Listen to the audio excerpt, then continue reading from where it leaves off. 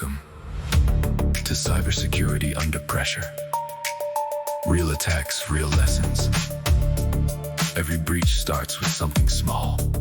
A trusted login, a missed alert, a system no one thought could matter.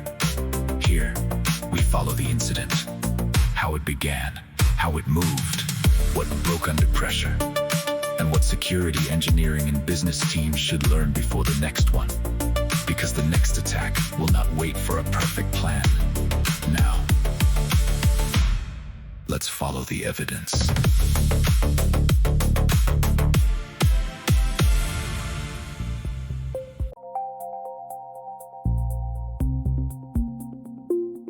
Welcome to Cybersecurity Under Pressure. Real attacks, real lessons. And since it is Friday, we are stepping away from the endless stream of daily threat alerts to bring you a deeper end-of-week lesson. We're looking at a systemic challenge today, something that completely upends our conventional understanding of digital trust. We are moving directly to our central question. What decision is defensible with the available evidence and real operational constraints? Right, and to put that into perspective for you, I want you to imagine a 2,000-ton freight train. It is hurtling toward a major logistics rail yard in Germany. And the physical track sensors, the actual steel and copper electrical circuits embedded right there in the ground. They are screaming that the yard is at full capacity. Meaning there is literally nowhere for that train to safely go. Exactly. There's no physical space. But if you look up at the control room, the Prima digital traffic management screen, which is fed by an authenticated international data feed, well, it shows that track is completely empty. It says it's ready to receive the train. So both systems are technically functioning flawlessly, right? I mean, according to the specific rules they were engineered to follow. Yes, exactly. The physical sensors are reading the actual physics of the track. But the digital system is mathematically verifying a cryptographic signature. So you're standing in that control room with a massive kinetic object in motion.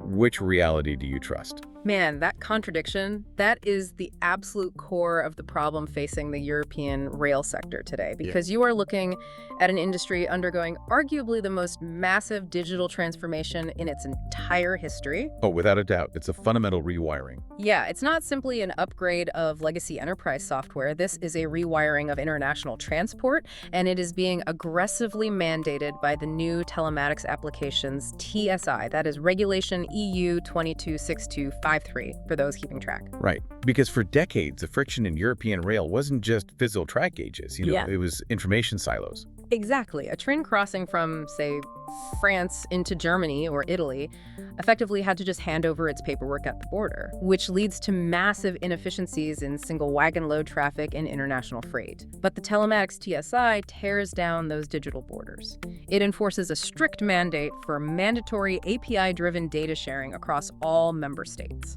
We are talking about highly interconnected open APIs, web user interfaces, all tying back into a common central repository. Yeah. And that's managed by the European Union Agency for Railways. Which is an engineering marvel when it actually works. Sure, yeah. You're replacing isolated, localized traffic management with a continent-wide automated digital ecosystem. The logistics efficiency gains are monumental. But, as an engineer who focuses on operational resilience and physical safety, looking at this architecture just keeps me awake at night. Why is that? Well, we're taking the immutable physical laws governing massive moving steel objects, and we are hardwiring them directly into web APIs. And we're expected to implicitly trust the data coming through those APIs simply because it's wrapped in standard IT security protocols. Right, which were never meant for this. Exactly. Standard IT security protocols were engineered to protect the privacy and confidentiality of data packets on the public internet. They were never, ever designed to guarantee physical safety. And that is exactly where the regulatory friction reaches a boiling point. Because right alongside this aggressive mandate for open, frictionless data sharing under the telematics TSI, we have the NIS2 directive, that's Directive EU 2022555. Oh, NIS2. Yeah, NIS2 looks at these exact same infrastructure managers and railway undertakings and legally classifies them as essential entities. This classification puts them under immense, truly punitive regulatory pressure to lock down their networks. They have to secure their massive, sprawling software supply chains and report any significant incidents within a strict 24-hour window. It's an impossible position. It really is. You have one sweeping European mandate effectively effectively demanding that you open your systems up and share critical operational data instantly to maintain the single market. And then another mandate demanding you lock your systems down to contain every conceivable threat. And that impossible paradox, that is the mission of our deep dive today. We are taking a massive stack of complex technical guidelines and engineering standards, specifically the IEC 62443 series, the CNELEC CLCTS 50701-1 framework, NIST SP 882 Revision 2, and the A2 Railway Cybersecurity Report. That's a lot of reading. It is a lot of reading, but we're synthesizing them to help you navigate this specific contradiction. Because when you strip away the marketing language surrounding digital transformation, what the technical evidence reveals is a terrifying reality. In a cyber-physical system, digital trust does not equal operational truth. Technical breakdown.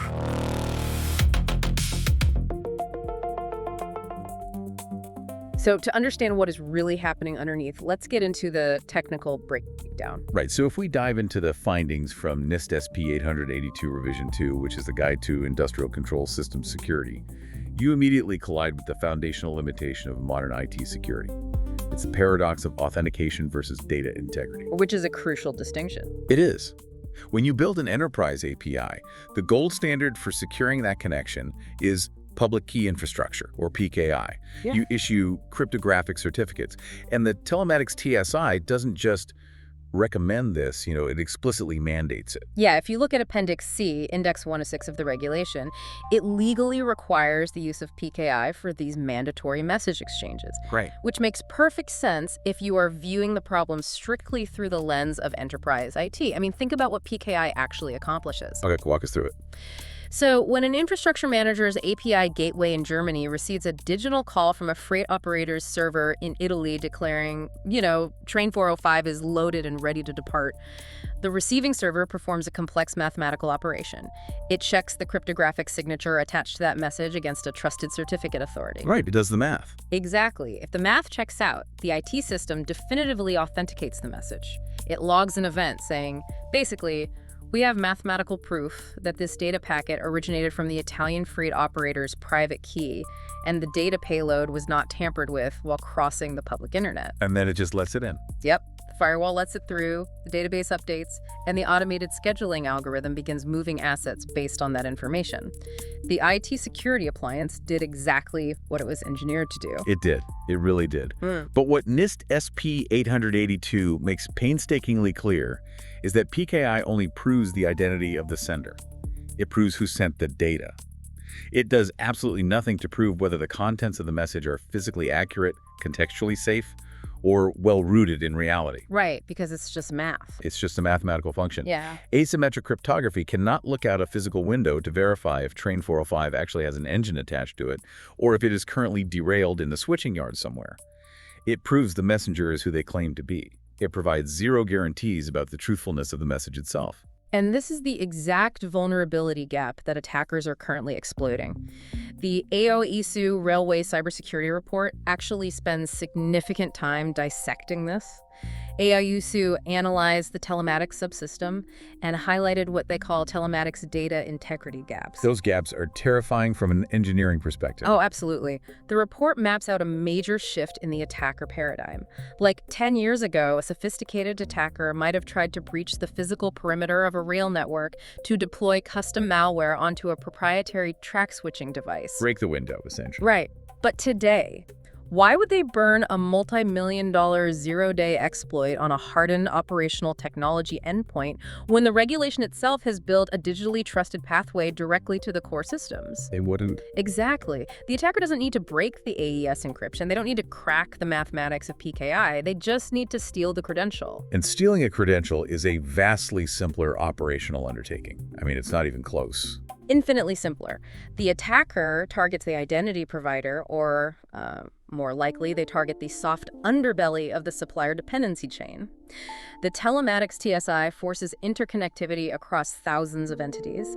You have major national rail operators, sure, but you also have tiny regional logistics contractors, maintenance providers, and third-party freight forwarders, all participating in this massive API ecosystem. So the attack surface is just enormous. Right. If an attacker can successfully spearfish a single IT administrator at a third-tier logistics company in Poland and extract their PKI private key, well, the game is over from an IT authentication standpoint. Wow.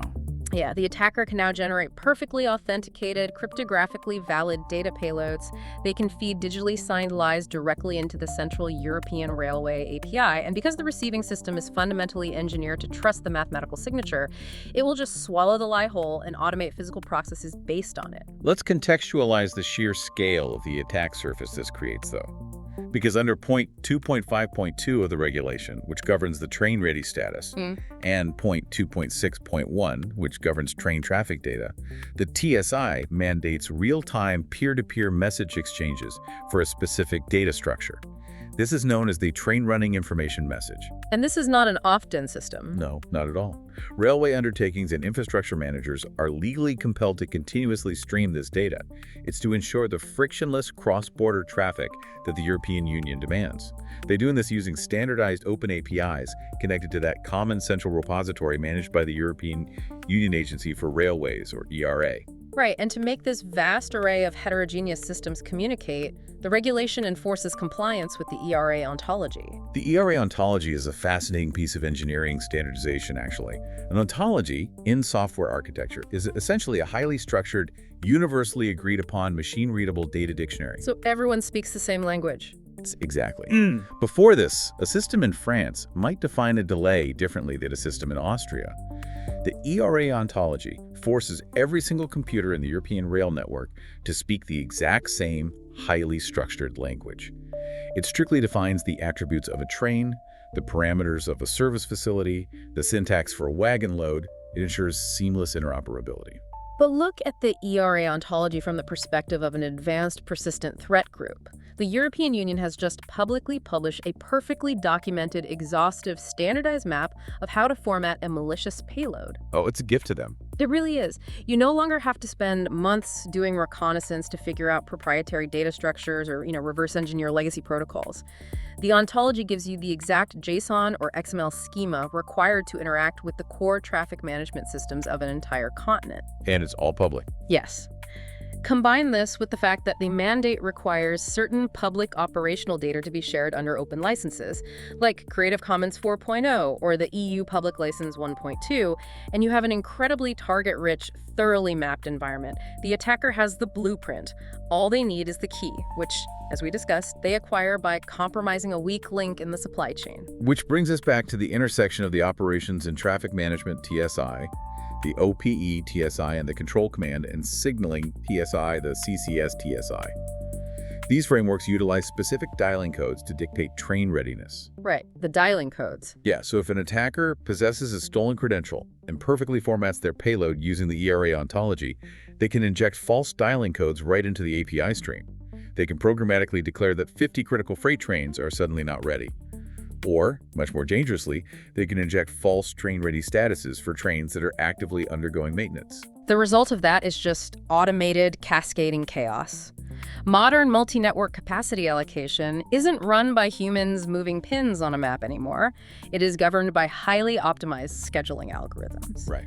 When those algorithms ingest authenticated data indicating widespread readiness failures, they instantly begin recalculating. They scramble to reroute traffic, reallocate track capacity, and adjust timetables to compensate for the phantom delays. You generate massive operational friction that cascades across borders, potentially bringing single wagon load traffic to a grinding halt across multiple nations. Just massive gridlock. Exactly. The attacker achieves a strategic denial of service effect against European logistics without ever deploying a single line of destructive malware into the OT network.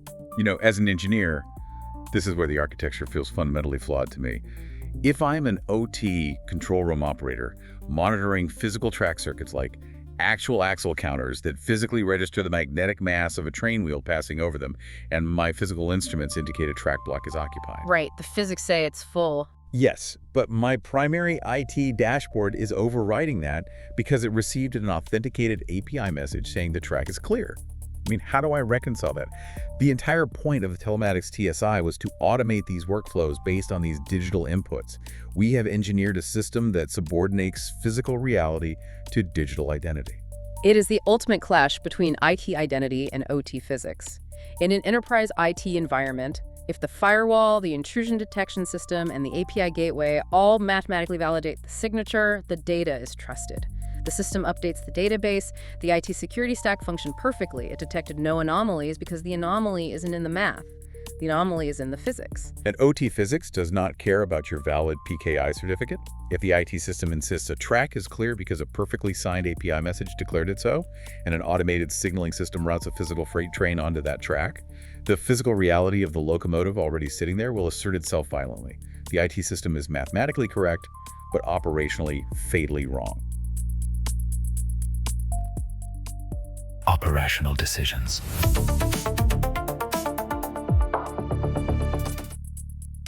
With the mechanism clear, let's turn to the operational decisions. Because this conflict ceases to be an abstract architectural debate the moment an anomaly is detected, it immediately becomes a high-stakes, real-time crisis for the business leaders, the legal compliance teams, and the operations engineers who have to navigate a contradictory regulatory minefield. Oh, the pressure generated by the NIS2 directive in these moments is difficult to overstate. Under NIS2, infrastructure managers and railway undertakings are not just businesses, They are legally defined as essential entities. Which changes everything. It carries immense legal liability. Article 21 of the directive explicitly mandates the implementation of stringent technical, operational, and organizational cybersecurity risk management measures. You are legally required to secure your network, rigorously manage your supply chain vulnerabilities, and demonstrate proactive incident handling. And shadowing Article 21 is the enforcement mechanism of Article 23. The reporting obligation. Yes, the 24-hour clock.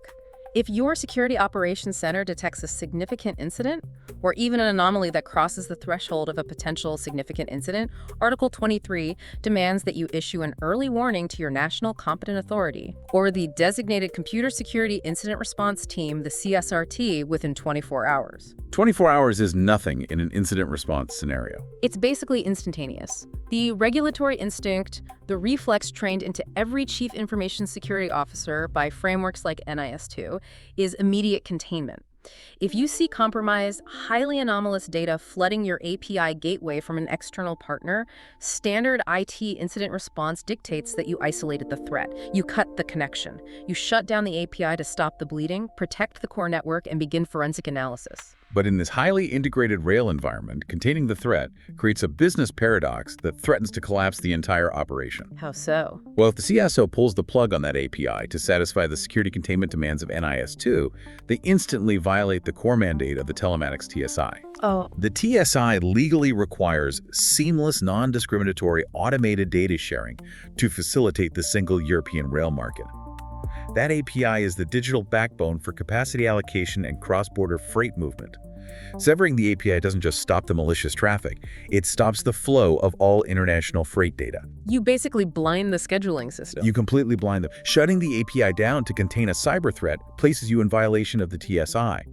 But leaving the API open to maintain the operational flow and comply with the TSI means you are actively ingesting potentially malicious commands, violating the core security tenets of NIS2. It is an agonizing position for the business to be in. I mean, how do you engineer a defensible path out of a binary choice where both options lead to massive regulatory and operational failure? The technical evidence points us heavily toward adapting traditional engineering standards to solve what is fundamentally an IT integration problem. Specifically, we have to look deeply at the IEC 62443 series, particularly parts 3.2 and 3.3. For decades, IEC 62443 has been the definitive blueprint for securing industrial automation and control systems. It is rooted in the physical realities of manufacturing, energy generation, and rail operations. But how does a framework designed for isolated factory floors apply to a continent-spanning API network? By fundamentally rethinking how we draw our boundaries. IEC 62443 revolves around the architectural concept of zones and conduits. To understand this mechanism, do not think of a traditional IT network with a single hardened perimeter firewall.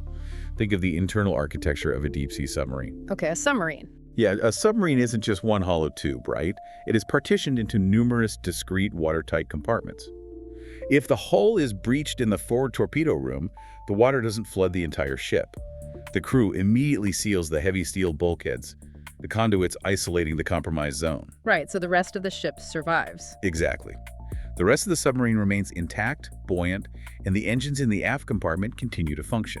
IEC 62443 requires engineers to mathematically define a system under consideration, an SUC, and partition it into distinct zones of trust.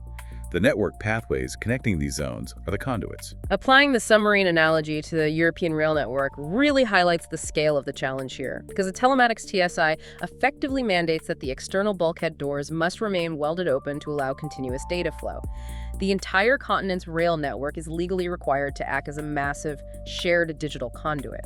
Exactly. And that is why IEC 62443 Part 32 requires the establishment of a target security level, or SLT, for every single zone.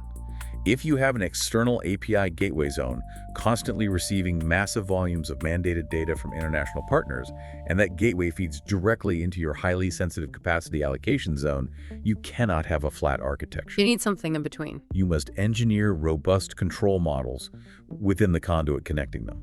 You have to build governed anomaly escalation protocols. You have to build automated revocation processes that act as dynamic bulkheads. An API call from an external system should never have the direct, unbuffered authorization to flip a physical switch on the track. But building those dynamic bulkheads requires a mechanism to evaluate the data, which brings us to another critical piece of our evidence stack. That's CLEC CLCTS 50701-1.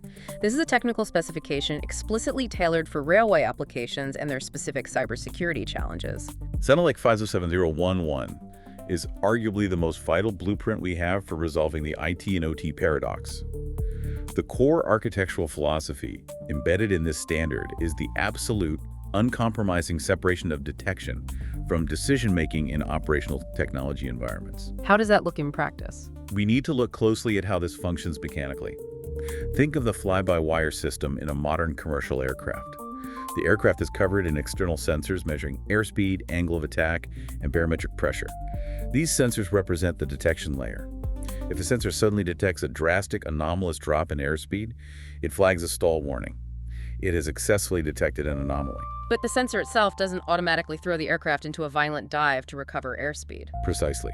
The sensor only detects. The data from that sensor is fed into the primary flight computer, which is the decision-making layer. The flight computer cross-references that anomaly against a dozen other independent sensors. It checks the engine thrust, the pitch, the GPS altitude. Right, looks at the whole picture. Yes, exactly. If the flight computer determines the airspeed sensor is frozen or malfunctioning, it ignores the anomalous data and maintains stable flight. The CLEC standard demands this exact separation for rail networks. The IT API gateway acts as the detection layer. It receives the cryptographically signed data. But an IT system receiving data must never be allowed to independently execute an unsafe physical decision without an OT decision-making check. The OP layer, which maintains the ground truth of the physical railway, must have the final authority to validate the physical context of the digital command.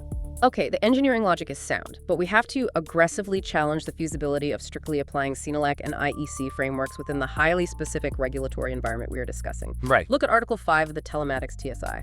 It doesn't just mandate data sharing, it requires automated implementation. The entire economic premise of the European single market relies on high-speed, frictionless, programmatic capacity allocation and traffic management.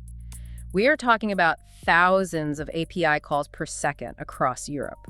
If you take the CLEC model and introduce a contextual OT-based decision-making layer into every single anomalous API call, you effectively destroy the automation. So you are arguing that the necessary engineering buffer creates too much operational drag on the business. It is more than drag. It is paralysis. The business of logistics cannot survive that kind of friction. Let's look at historical precedents in other critical infrastructure sectors.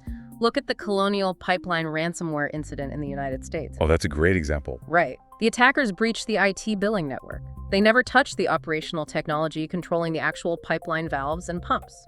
But because the organization lacked the architectural confidence to cleanly separate IT detection from OT operations, they made the panicked decision to proactively shut down the pipeline themselves. Right, they pulled the plug. Yeah, the IT threat resulted in a self-inflicted physical shutdown that caused a massive gas crisis across the eastern seaboard. If European rail operators apply a rigid, overly cautious buffer where every anomalous PKI authenticated message halts the automated routing process for contextual verification, the trains will literally stop running on time. You're saying the cure is worse than the disease. Exactly. You will induce massive delays not because the physical tracks are blocked, but because the automated scheduling systems are stuck waiting for verification on perfectly signed certificates. The economic impact would be catastrophic. Pressure test.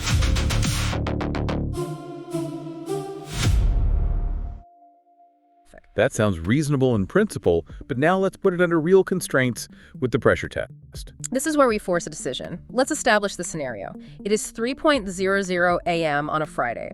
You are the infrastructure manager operating a major central node, acting as the single point of contact for multi-network processes across 3 borders. Your centralized operations center begins receiving an absolute flood of path details message API calls originating from the IT systems of a massive multinational freight railway undertaking. Okay, so the first step is looking at the IT detection layer. Are these messages technically legitimate? The API gateway processes the influx. The cryptographic signatures are verified perfectly against the established public key infrastructure. The certificates are not expired. They're not on any revocation lists. According to every IT security metric available to your security operations center, this is entirely legitimate, authenticated traffic from a highly trusted commercial partner. Yet, the data payloads violently contradict physical reality. The API calls are systematically requesting to automatically route dozens of heavy freight trains into a specific critical rail freight service facility. But your physical track circuits, the OT sensors on the ground, clearly indicate that the service facility is already occupied at maximum capacity. The track is full. So we have a direct, undeniable conflict between the IT truth provided by the API and the OT truth provided by the physical sensors. And the evidence available to you in the control room is maddeningly incomplete. What is the root cause? It could be a mundane, albeit disastrous, software glitch. Perhaps the multinational freight operator just rolled out a mandatory update to comply with a new version of the ERA ontology mapping, and a logic bug in their code is generating duplicated, erroneous routing requests. Or it is a highly sophisticated nation-state actor. They haven't touched your network. Instead, they successfully compromised the freight operator's identity provider, stole the PKI credentials, and are now actively attempting to cause a massive physical gridlock or a catastrophic derailment by forcing the automated systems to route high-speed kinetic mass into an occupied yard. You don't know if you're looking at a bad software patch or an act of cyber warfare. And look at the operational constraints bearing down on you in this exact moment. You cannot simply hit a giant red button and halt all single wagon load traffic across the borders. The European supply chain operates on just-in-time delivery models. A total halt disrupts manufacturing, food distribution, and energy supplies across multiple countries. The economic damage accumulates by the minute. Simultaneously, your compliance team is acutely aware that the 24-hour NIS2 reporting clock has officially started ticking. You have regulatory authorities who will demand a full accounting of your incident response. You have business executives demanding that the high-value freight keeps moving to fulfill contracts. And you have operations engineers warning that if the automated system acts on the API data, trains will collide. The evidence is incomplete, the constraints are massive, and a decision is required now. Okay, well, applying my perspective on OT engineering resilience, my position is absolute. Physical safety and process continuity demand that we instantly sever the API conduit. I am executing the isolation principles of IEC 62443, Part 3.2. The external zone is heavily compromised and feeding corrupted data into our capacity allocation zone. We must immediately seal the bulkhead. You can't just drop the connection. I have to. We cut the connection to the external partner's API, drop the traffic, and fall back to manual verification procedures. We pick up the phones, we contact the freight operator's dispatch center directly, and we route the incoming trains manually until we can verify the integrity of their IT systems. We cannot, under any circumstances, allow a potentially corrupted digital data to dictate an unsafe kinetic outcome. The risk of physical destruction is too high. I completely and vehemently disagree with that approach. You cannot unilaterally sever that API connection. If you drop that conduit, you are in direct, immediate, and flagrant violation of the telematics TSI mandate for non-discriminatory access and automated data sharing. You are breaking the law governing the European single market. I am prioritizing human lives, physical assets, and the prevention of a major derailment over a digital data sharing mandate. The safety culture demands a fail-safe approach. But look at the actual operational outcome of your failsafe. By panicking and severing the central API conduit, you are executing a self-inflicted denial-of-service attack on your own infrastructure. If this is a nation-state attacker, they have just won a massive strategic victory without ever having to write a single piece of custom malware for your OT environment. They sent you anomalous JSON payloads using a stolen key, and you reacted by voluntarily shutting down a critical node of the European logistics supply chain for them. You did their job for them. You repeat the exact mistake of the Colonial Pipeline shutdown. It is a temporary measure to establish ground truth. We fall back to manual routing. Manual fallback for multi-network capacity allocation at this scale is a dangerous myth. You are talking about hundreds of cranes, thousands of individual wagon loads, and real-time scheduling algorithms that optimize track utilization down to the minute. If you drop the API and force human operators to manually verify routing details via telephone at 3:00 a.m., the human operators will be instantly overwhelmed. They cannot process the sheer volume of data required to keep the system moving. By attempting a manual fallback, you will crash the entire scheduling system and induce the exact continent-wide gridlock you're trying to prevent. Your fail-safe is operationally a fail-deadly for the business. I have to concede a significant point there regarding the scale. A hard, blind cutoff of the entire external conduit is a blunt instrument, and you are right that the manual fallback at that volume is likely impossible to execute safely. Furthermore, if we sever the connection entirely, we lose all visibility. The API goes dark, and our Security Operations Center can no longer observe what the compromised system is attempting to do. We blind our own threat hunting teams right when the NIS2 clock is ticking. Exactly. So we agree that a complete blind severing of the API is operationally unacceptable and destroys our evidence gathering. But we also clearly agree that we cannot allow the automated system to execute unsafe physical actions based on the anomalous data. We need a specific, immediate measure that reduces the confirmed physical risk, remains fully reversible, provides traceable forensic evidence for our NIS2 obligations, and minimizes the disruption to the broader business. The technical evidence provides us with a highly specific, defensible architecture to achieve exactly that.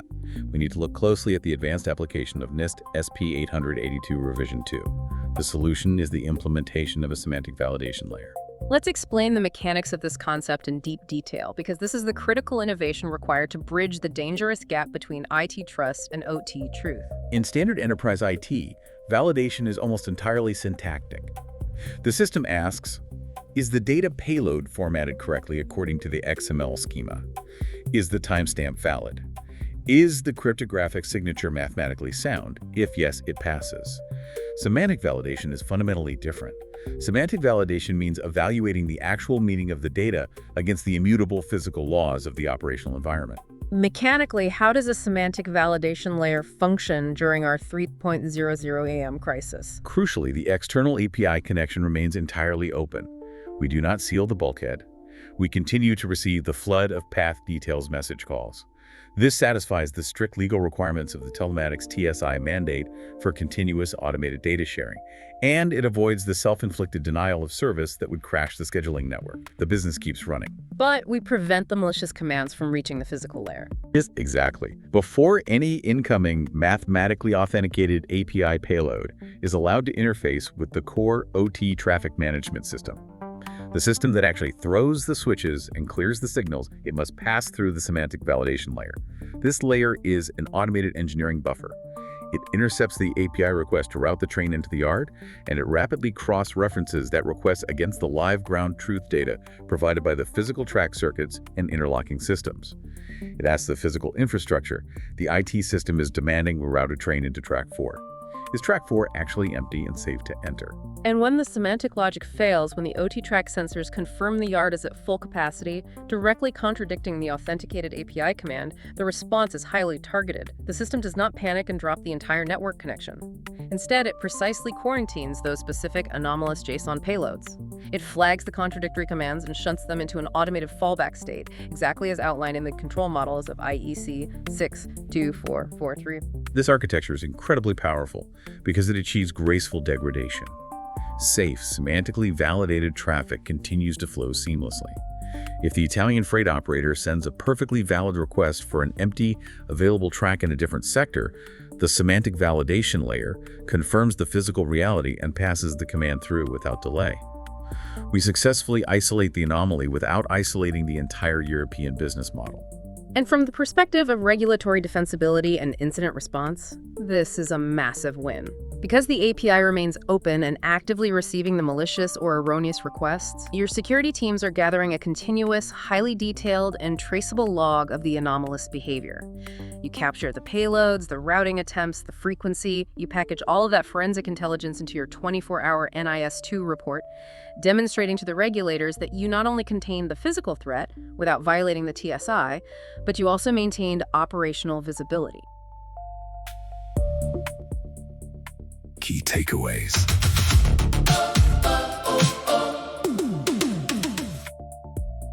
With the trade-offs on the table, let's bring it all together in the key takeaways. If we synthesize the core technical truth extracted from all of these engineering standards, it fundamentally redefines how we must view network defense in a highly interconnected era.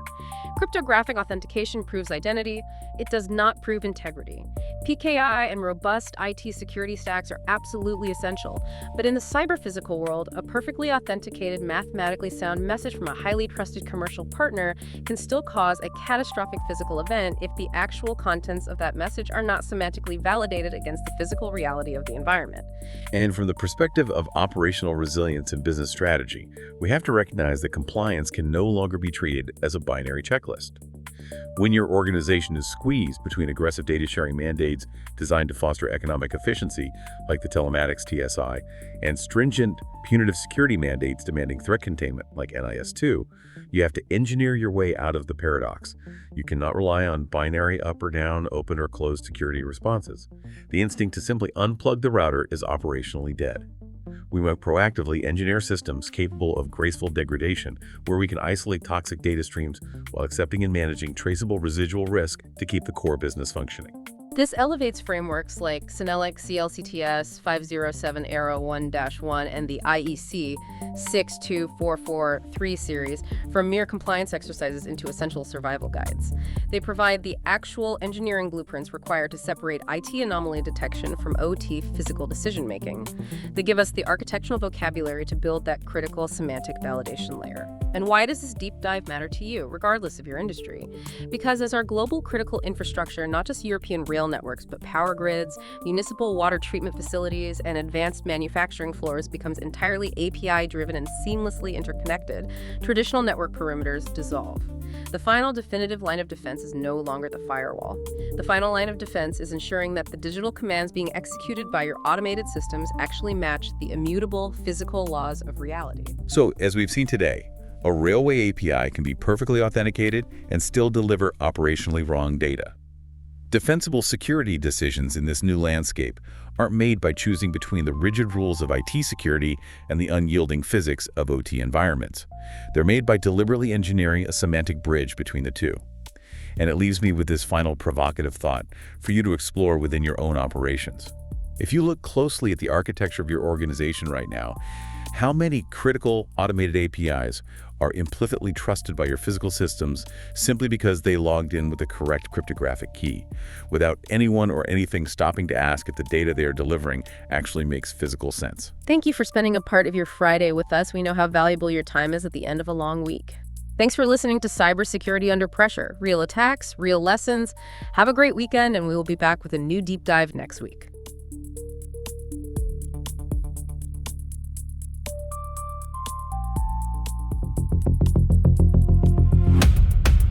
You have been listening to Cybersecurity Under Pressure. Real attacks, real lessons. Real incidents leave real lessons. Stay prepared. Stay critical. And keep following the evidence.